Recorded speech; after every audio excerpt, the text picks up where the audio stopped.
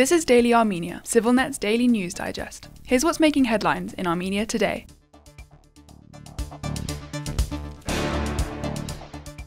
The European Union's monitoring mission in Armenia will continue its operations, with potential changes to its mandate to be discussed only between Yerevan and Brussels. EU foreign policy spokesperson Anita Hipper told Azerbaijani media outlet Report today.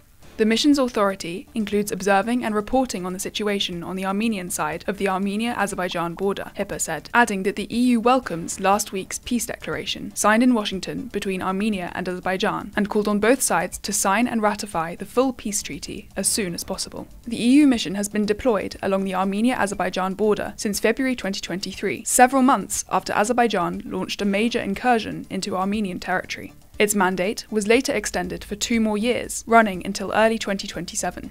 Azerbaijan's leadership has repeatedly criticised the mission, accusing it of political pressure and espionage, and at times even threatening it with gunfire. The draft peace treaty, published by the foreign ministries of both countries on Monday and pending signature, includes a clause stating that the parties shall not deploy along their mutual border forces of any third party. While the provision does not mention the EU mission explicitly, reports indicate that Baku pushed for this provision to remove European observers from the border. Last October, Armenian Foreign Minister Ararat Mirzoyan highlighted the mission's importance in preventing border escalation. Since its deployment there hasn't been any major escalation. It works, it really works, and we highly appreciate this effort of the European Union, he said. A memorandum extending the waiver on Section 907 of the Freedom Support Act, which restricts US assistance to Azerbaijan, signed by US President Donald Trump last week, was published today. It specifies that the waiver will not undermine or obstruct ongoing efforts to achieve a peaceful settlement between Armenia and Azerbaijan, nor will it be used for offensive purposes against Armenia. Trump earlier claimed that the waiver is necessary to support US efforts in combating international terrorism, assist the readiness of US armed forces or coalition partners in counter-terrorism operations, and ensure the security of Azerbaijan's borders. He confirmed that the waiver period for Section 907 is hereby extended. Section 907, part of the 1992 Freedom Support Act, limited direct US government assistance to Azerbaijan until it ceased the use of force against Nagorno-Karabakh and Armenia. The provision was enacted through lobbying by the Armenian American community amid Azerbaijani military operations in Nagorno-Karabakh.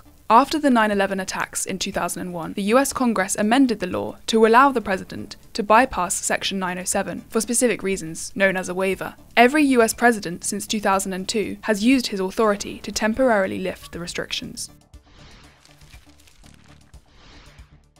Russian Deputy Prime Minister Alexey Overchuk announced today that he will travel to Yerevan next week to discuss legal technicalities with the Armenian government.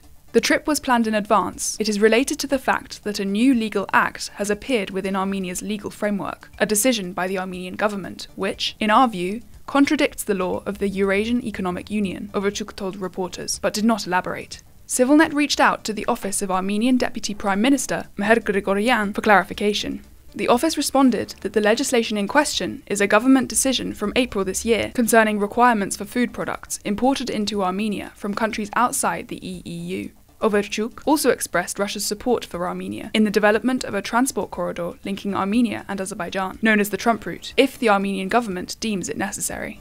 Armenia is our strategic ally, and if Armenia believes something is good for them, then of course we support them, he said. He added that if Armenia believes the joint declaration signed in Washington provides greater security guarantees, that is good, because we also support peace processes in the South Caucasus.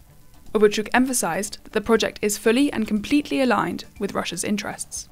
In an interview published yesterday, Armenian Prime Minister Nikol Pashinyan told Fox News that the declaration signed by Armenia, Azerbaijan, and the United States in Washington last week contains tangible benefits for both Russia and Iran.